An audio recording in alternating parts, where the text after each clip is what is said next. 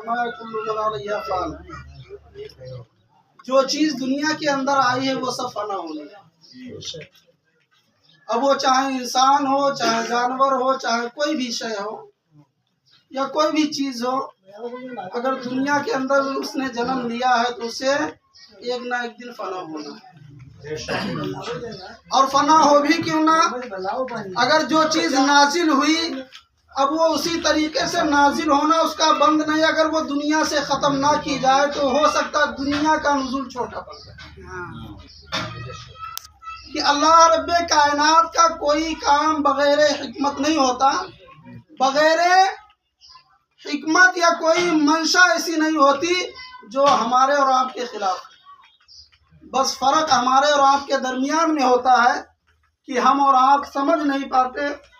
بہت سے لوگوں کا خیال ہو جاتا ہے، بہت سے لوگ سوچنے لگتے ہیں کہ جب اللہ کوئی مصیبت میں مبتلا کرتا ہے تو انسان اس بات کی طرف رجوع نہیں کرتا، اس بات کی طرف دھیان نہیں کرتا کہ آج وہ جو بلا میں جو مصیبت میں مبتلا ہوا یہ اللہ بہتر جانے اس نے پچھلے زندگی کے لمحاتوں میں کون سا گناہ کر دیا، کون سا جرم کر دیا جس کی سزا آج اس پر لاحق ہوگی۔ یہ اس چیز کو بھول کر کے بلکہ ایسے ناجائز اور نازیبا کلمات استعمال کر لیتے ہیں کہ ساری اللہ رب کائنات نے ساری مصیبت ہمارے سر پہ ڈال دی۔ حالانکہ اگر کسی مسلمان نے یہ اتنا لفظ دل کے اندر سوچ لیا تو وہ ایمان سے خارج ہو جائے۔ دل کے اندر کہنے کی تو بات الگ ہے، اگر دل کے اندر کہہ دیا، سوچ لیا تو وہ ایمان سے خارج ہو جاتا ہے۔ اور اگر علل اعلان اس بات کو کہا گیا اور سامنے سے کسی نے نہ روکا، اسے اس بات کی تلقین نہ کی، تو گویا اس کے برابر کی وہ شریک ہو گئے، وہ بھی ایمان سے خارج۔ کہ اللہ رب کائنات کی شان مبارکہ وہ مبارک شان ہے کہ اگر انسان ذرہ برابر زیر و زبر کی نکتہ چینی کرے تو ایمان سے خارج ہو جائے۔ اپنے آپ کو اگر اسلام والا سمجھتا ہے تو قرآن اور اللہ کی ان باتوں پر ویسے عمل رکھے جیسے وہ بتا رہی ہے۔ قرآن ہمیں یہ درس دیتا جا رہا ہے کہ کل من علیہا فان، ہمیں اس دنیا سے فنا ہونا۔ دوسری جگہ پر اللہ رب کائنات قرآن مجید میں ارشاد فرماتا ہے کل نفس ذائقۃ الموت، ہر چیز ہر شے کو موت کا مزہ چکھنا۔ اب وہ چاہے انسان ہو، چاہے جانور ہو، کوئی درخت ہو، کوئی ایسی سبزدار درخت چیز ہو، کوئی جاندار چیز ہو، سب کو موت کا مزہ چکھنا۔ اب موت ہو جانے کے بعد انسان کے اعمال، انسان کا کردار، انسان کا کریکٹر وہیں پر رد کر دیا جاتا ہے۔ اگر انسان یہ چاہے کہ اب مرنے کے بعد میں کوئی اچھا کام کر لے یا کوئی صدقہ کر دے تو یہ انسان کے بس کی بات نہیں رہتی۔ انسان کا جو باہمہ انداز ہوتا ہے یہاں سے ختم ہو جاتا ہے جس وقت سے اس کا منہ بند ہوتا ہے۔ لیکن کیا کہتے ہیں کہ جب قبر کے اندر مردے کو رکھا جاتا ہے تو مردہ چیخ کر کے کہتا ہے کہ اے پروردگار عالم کوئی ایسا ایک موقع اور مجھے دے دے جس کے بنا پر میں اپنی زندگی کے اندر اتنا صدقہ کر دوں کہ یہ زمین مجھے اپنے آپ کو اختیار کر لے، اپنے میں سما لے۔ لیکن انسان، اب وہ انسان کہاں رہا دوبارہ زندگی مل جائے؟ زندگی ایک ہی بار، موت ایک ہی بار آنی ہے، زندگی ایک ہی بار ملنی ہے۔ پھر اگر دوبارہ ہوتی تو اللہ کا فرمان جھوٹا ہو جائے گا۔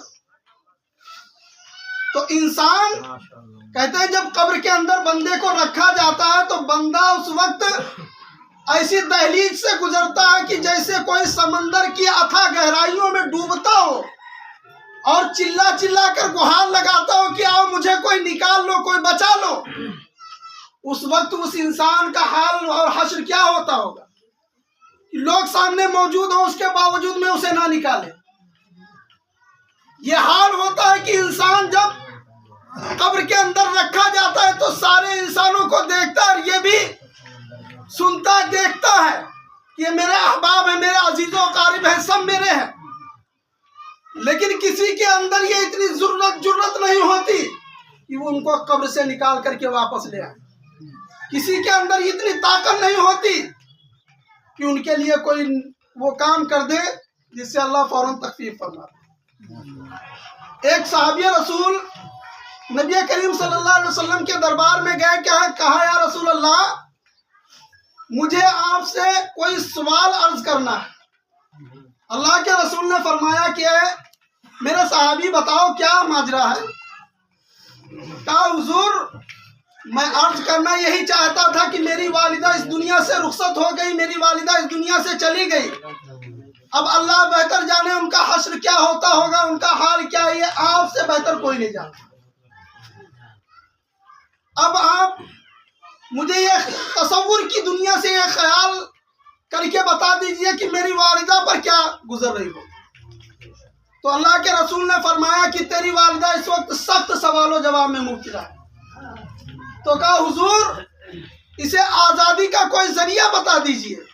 تو اللہ کے رسول صلی اللہ علیہ وسلم نے فرمایا کہ جا کسی غریب فقراء مساکین کو جا کر کے صدقہ کر دے، اگر اللہ نے تیرے خون پسینے کی کمائی کو صدقے میں قبول کر لیا تو تیری ماں کی بخشش فرما دے۔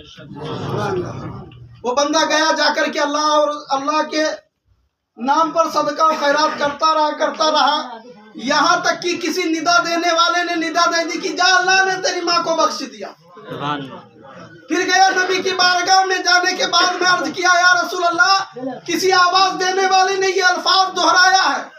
کہا جا اگر وہ آواز تیرے پاس آئی ہے تو جا وہ تیری والدہ بخشش و مغفرت میں ہو چکی ہے۔ تو اب اللہ کی رحمت ہے کہ انسان کو کس بنا پر اور کس حد تک بخش دے، یہ اللہ کی مرضی ہے۔ اگر بخشنے پر آ جائے تو چاہے انسان جتنا بڑا گنہگار جبار و قہار اللہ رب کائنات ہے، رحمان و رحیم اللہ رب کائنات ہے، انسان گناہوں کا پتلا ہے، لیکن اللہ کی رحمت کے آگے انسان کے گناہ کچھ نہیں ہوتے۔ سرکار اعلیٰ حضرت فرماتے ہیں کہ کرم کا صدقہ شرما تو رضا سے حساب کا رضا بھی کوئی حساب میں۔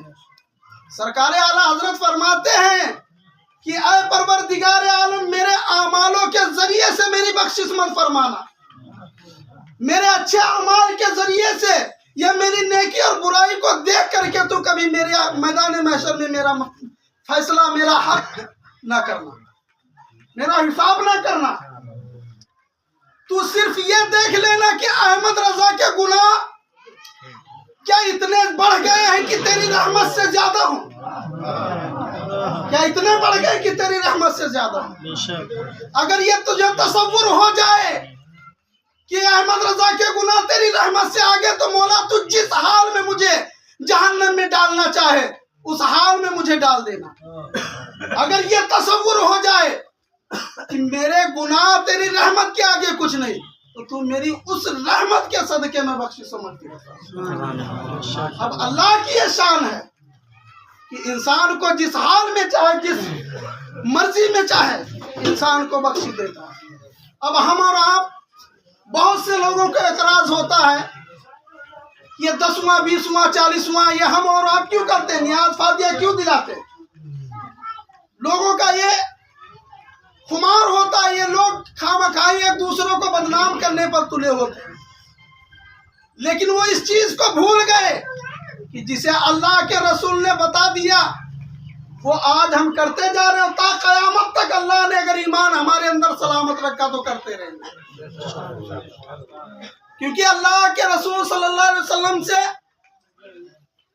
کسی نے پوچھا کہ یا رسول اللہ اگر ہم اور کوئی بھی امت کا فرد اگر اپنے مرحومین کے نام سے قرآن پڑھتا ہے یا کھانے پر نیاز دلاتا ہے یا صدقہ خیرات کراتا ہے تو کیا ان کے پاس اس کا حق جاتا ہے؟